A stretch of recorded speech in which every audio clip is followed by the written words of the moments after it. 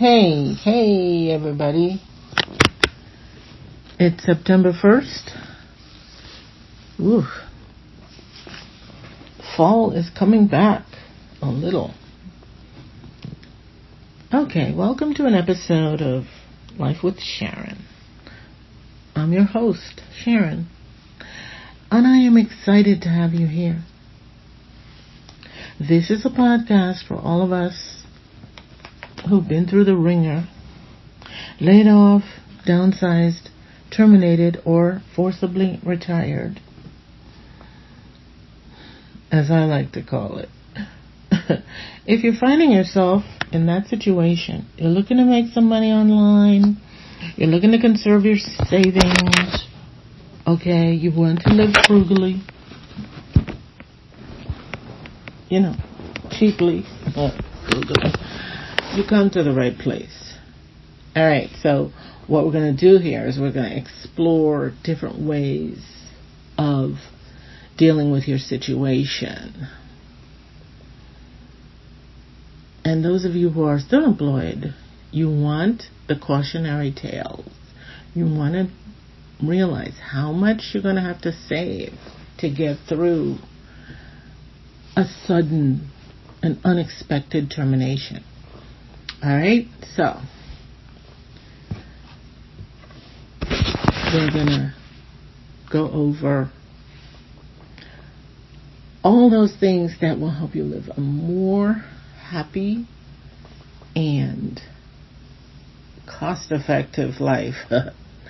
So I had what I thought was a stable job and a retirement plan, but life had other plans. And one day I went into the employee portal to look at my income statement so I could make my tax return. And I was going in there for about a month or so. And then I saw a note to me. It said, now that you've been terminated, you will only have access to this portal for the next 60 days. So I was terminated without even being told I was terminated. Okay? Talk about nasty. That's when I had called up one of the managers and found out that I had been downsized, terminated. They said they had to get rid of a certain percentage of positions. And they didn't even tell me. Okay. So, at first I was angry and confused. Who wouldn't be? Suddenly I had to figure out how to stretch my savings, keep my spirits up, redefine myself again.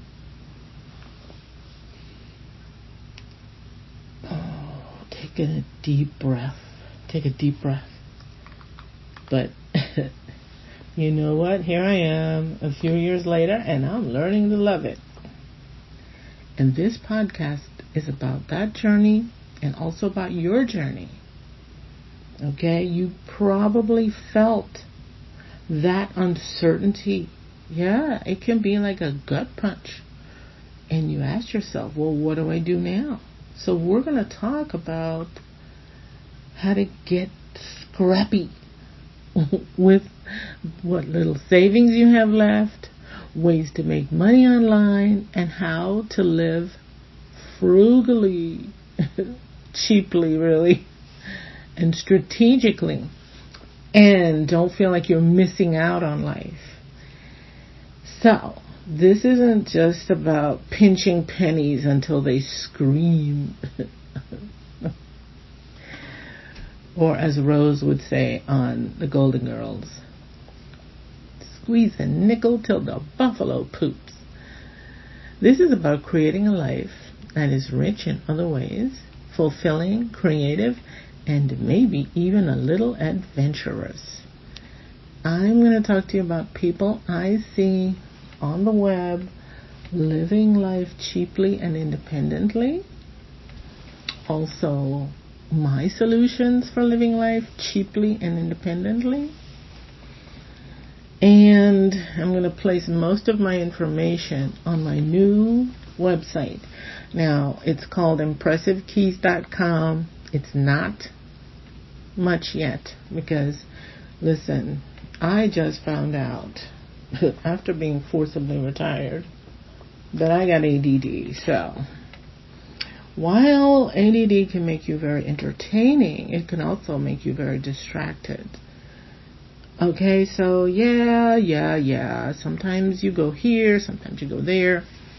But I'm going to try to keep the theme. The theme is going to be life with unexpected obstacles. And that includes sudden unemployment. But there are lots of obstacles, and you guys know that. So, my website's under construction, ImpressiveKeys.com, and that's where I'm going to have the go-to spot for resources, tips, community. I'm working on creating a space where we can share our experiences, offer each other support, and maybe even laugh a little. Laugh a lot. Well, you mean a little, shoot, you gotta laugh. So, let's talk about what we're going to do. We're going to talk about money. We're going to talk about finding ways to make money online, especially tutoring, freelance writing, starting your own small business. I love entrepreneurship for everybody. Even if you have a job, you should have a small side hustle on the side. And also we're going to talk about living cheaply without losing the fun, how to have fun on a budget. You know, I remember when my daughter was a little kid, we would go to fancy hotel lobbies and just, pretend. We were located close to the Peabody Hotel with all those ducks. Boy, did we have fun, and she did not even know I did not have to pay an admission price. Of course, I don't think you can take, 4 or 5 kids. Yes, I have a little niece. She got 4 kids. 4. Seriously? I don't even think she finished high school. Lord have mercy. I got to try to help her too. I was thinking, how can I help her? She's a very sweet girl, but Lord have mercy. 4 kids. 4 kids under the age of 3 under the age of 7. Oh, Lord have mercy. Anyway, it's tough. Anyway, we're also going to talk about how to embrace change, how to shift your mindset, find gratitude in small things, find new friends. Because, once you get out of college, it is tough to find new friends, especially when you move to a new state, like I did. So we moved from Florida because I just could not take the heat anymore. Okay? So we moved up north. And we discovered the pluses and the minuses of moving up to the north.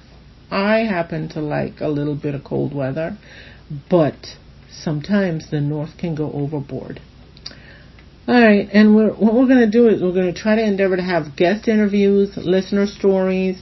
So I want to hear from you guys about how you guys are coping with this new world we have where jobs don't last forever. You don't work 50 years, get the gold watch, move on to do some fishing. Oh no. Companies are quick to get rid of you. Yes. And we're going to talk about navigating the online world, whether you're a tech novice, because I love tech. Okay, that's what I got my degree in. I love tech. But I know a lot of people hate tech. And yes, computers can be frustrating. Oh my God, just to do a simple thing. They want to distract you with all their messages about how you should subscribe to this, subscribe to that. Learned about building a website, marketing yourself online, marketing. You gotta market yourself. And marketing is like my biggest downfall because I hate marketing. I'm an introvert.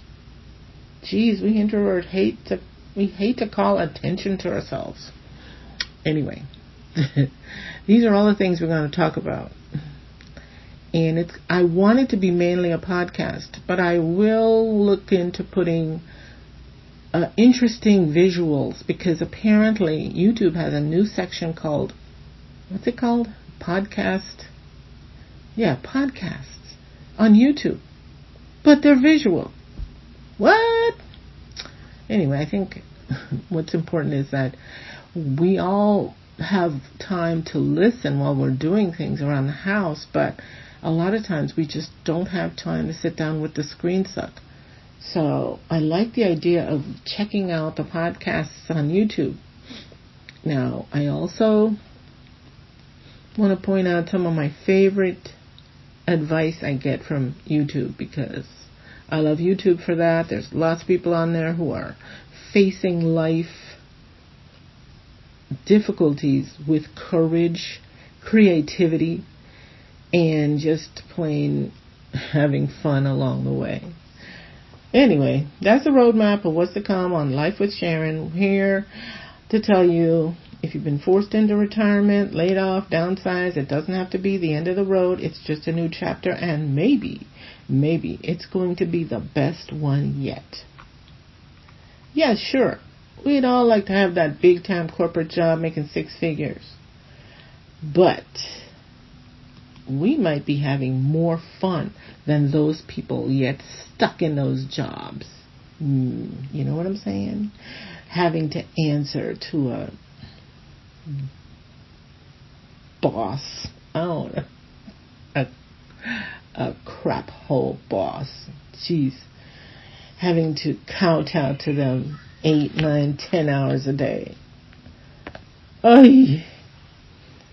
So anyway, although I have to say there are some good bosses out there.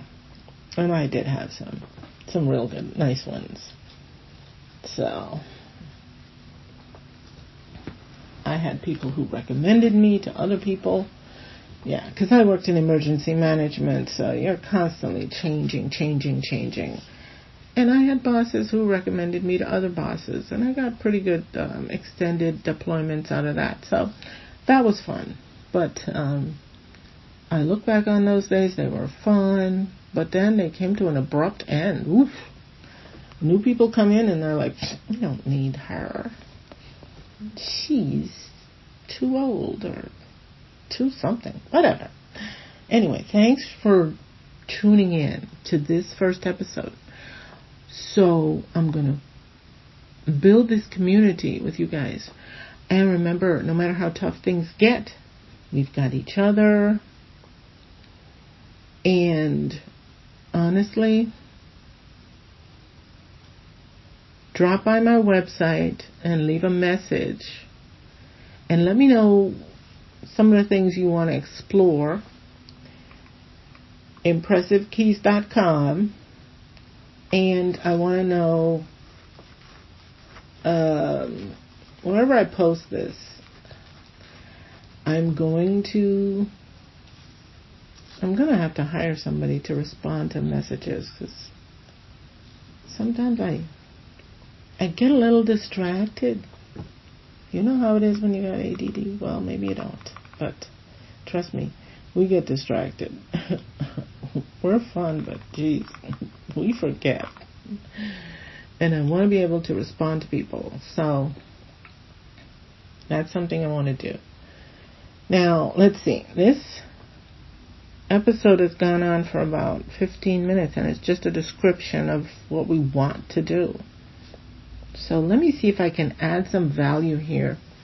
Let me pause and look up a subject that I think I'd like to share with you to take action to make your life a little bit better today. Okay, so here it is. All right, 10 ways to make money when you get laid off. and you don't necessarily want to get out on the road delivering DoorDash or Instacart or Shipt, which are all good ways to make money, but they do require your car to go through some crap. It's wear and tear on your car, and lots of running around, and a lot of people are competing with those. So these are some ways to make money when you're laid off and you need to make it through without using up your whole savings, okay? So, we've got number 1 of the 10 ways, freelancing. So you're going to offer your skills in areas like writing, graphic design, consulting, or virtual assistance through platforms like Upwork, Fiverr, or Freelancer. Now, I got to tell you, I have bought from these platforms, but selling-wise, it is tough to break it through. I found that the next one, online tutoring, that was pretty good. I set out to learn a specialized subject. I actually bought 2 books. One was Python and one was Tableau. And I didn't know which one was going to take off, but I thought, well, at least I will have 2 skills that will be valuable in the future looking for work. So, pick 2 subjects that you're fascinated with and teach them on platforms. You can go to tutor.com. I happen to like Wyzant. I wonder if they have an affiliate marketing link. I was thinking affiliate marketing would be a good way for me to make money, because that way, no matter how distracted I get, if I can point the way to good products, I can still make online money. I'm going to look into affiliate marketing, but affiliate marketing takes time and it takes a lot of specialized knowledge. It's not the thing you can do it immediately. Number 3, remote customer service. Working from home as a customer service representative for companies that hire remote workers. Apple, Amazon, various call centers. I tried this. I worked for the cable company. People would call up and go, I just seen that cable man. He passed by my house and he did not come. Or, it was for satellite dishes. Yeah, installing satellite dishes. I think it was DirecTV I worked for. Lord have mercy. Some of those customers, they are so mean. Oh, God. And see, this is the kind of thing, they're going to want you to work a lot of hours, and most of the time it's going to be evening hours. And I am a person that likes to go to sleep early. So this one I did, and I did make money. But, God, it was torture. But you know what? If you got to do it to make money, you got to do it. I have to say, when I got this job, I had my daughter pretend to be me, because it seemed like they preferred to hire young people. And so I had her pretend to be me, do the interview, and get hired. And because we have a very, very similar voice, once I got hired, then she went ahead and got her own customer service rep job from another company. I think it was called Teletech. And I got one with DirecTV. And we made some money for a while, but it was torture for me. I learned a lot about satellite dishes and DirecTVs. But dealing with customers, oh my God, these people are mean. Ooh. Anyway, number 4, sell crafts or products online. Create handmade items or sell vintage products on Etsy, eBay, or through your own online store. Now, I did this for a while. It is fascinating, but you do end up with a lot of extra products because, because you get distracted. And then I went back to work, and all that crap had been laying around, and then we moved all the way from Florida to up north with a whole bunch of that crap. It's still sitting there waiting for me I'm going to do a podcast, and I am actually this is going to be a podcast with visual elements because I got to show you some of the stuff. But some stuff does sell. I have to say, selling things that cater to children or households is great because especially coming up in this fall, this is the best time to sell things online. People want to buy things and have it sent to grandchildren or friends or relatives without having to go to the post office, and they will pay you 2 and 3 times the price of the item just so they don't have to go to Walmart or Target and buy the thing, then pack it into a box, then take it to the post office, then mail it off. No. So they will pay you to ship it. And you can go on eBay, Etsy, your own online store. Nowadays, people are talking about Shopify, creating a Shopify website. I honestly don't know if this is so great. I did have success selling products. I got up to $6,000 a month on Amazon FBA. But I got to tell you, when people say they make a lot of money, they make a lot of money, but then the cost, the expenses, eats into that money. So just because someone says they're making 10 grand a month, that does not mean they're actually getting to take home 10 grand a month. So we'll go through that. And some others. Content creation, a YouTube, a blog. You gotta be more consistent than me. I'm going to try to be consistent this time. I really am. Online surveys is number 6. I gotta say, this does not sound promising. Every time I've ever explored this, it just did not seem to pay very much. Number 7, rent out a room. Now, if you're going to rent out a room, don't do what I did. I rented out a room, and that crazy ass woman turned out to be a wacko. She had 2 kids.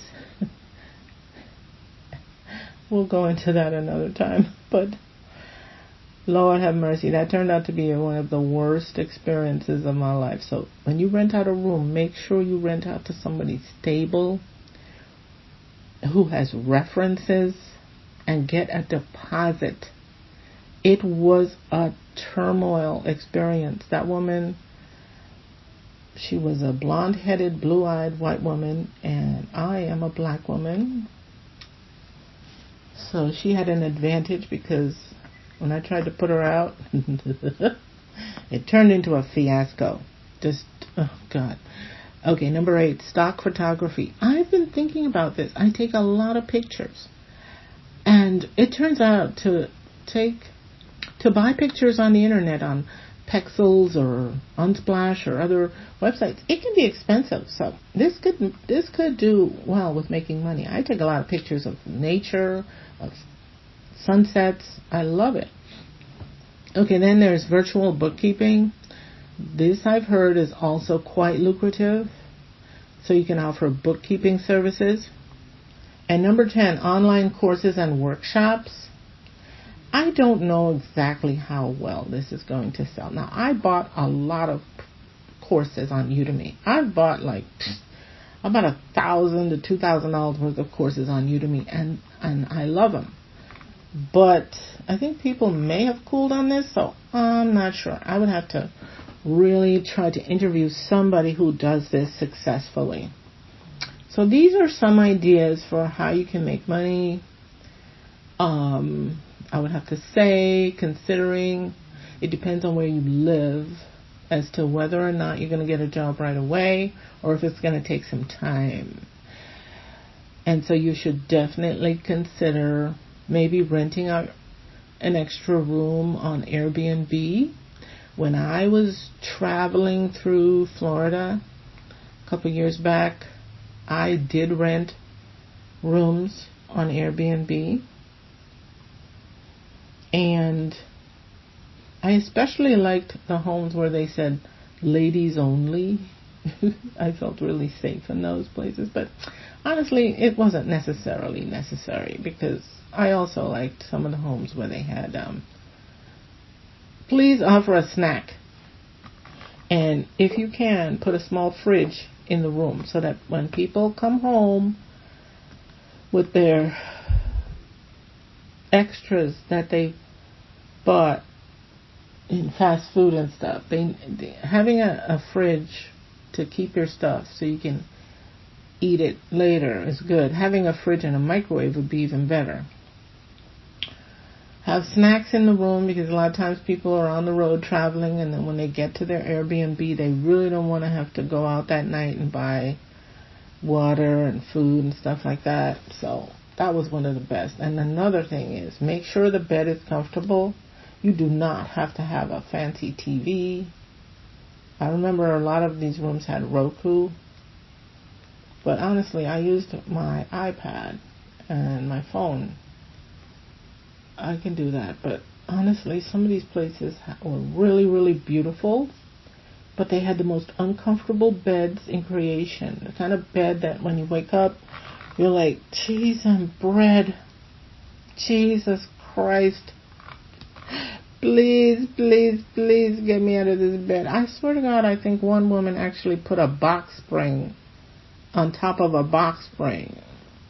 And so it looked really beautiful, this room. But when you tried to sleep in the bed, it was the most uncomfortable thing. Oh my God. And I didn't want to give her a bad review because she's a black woman, and I was like, oh, I know us people should stick together. So I didn't give her any review. But cheese and bread, please have a better, more comfortable bed, because the room looks so beautiful. It is a beautiful room. And have a fan, especially if you live in a hot ass climate like Florida. Have a fan. Now, she did have a fan, and that was wonderful because, you know, you can't adjust their AC when you're renting a room. A room, at the time, it was 4 or 5 years ago, I would say it was $40 a night on Airbnb. If you add in everything, it came to about $40 a night. And honestly, if you have a vehicle, I think sleeping in your vehicle, the problem with sleeping in your vehicle is that it's so hot. Now, if you can stand the heat, then, you know, stay in your vehicle in Florida. But, oh my God, it was awful. So I gotta say that trying to figure out how to live frugally by giving up your house and living in your van, please don't do it in Florida. It's too hot. Don't do it in Florida. Don't do it in Texas. Unless you're going to do like Anthony. Now, Anthony, he stays in campgrounds so that he can hook up his trailer to electricity and he can get air conditioning. Air conditioning is, it's good. If you're going to do East Coast van life, and I love me some van life, at least I love looking at people doing van life. When I actually tried to do van life, I don't know. I was too spoiled. And I had too much money in the bank. Once you have money in the bank and you're spoiled like me, you're going to end up spending it on hotels and Airbnbs, which is what happened. So that was a fiasco. I organized my van just like Anthony and Crystal Vanner. Oh, Lord. Anyway, we'll talk about those things. And so stop by my website, impressivekeys.com. Leave a message and let me know how you like it. And this is my first 30 minutes. Now, let's see. I am using otter.com to record. And I want to know if it ends at 30 minutes. I don't think it ends on 30 minutes. But it's coming up to 30 minutes recording on this, so let's see what happens. 30 minutes, 30 minutes, 30 minutes. Boop, boop, boop, boop. Oh, it's still recording. Anyway, let me just go and this is my first episode, so bye-bye. See you next time.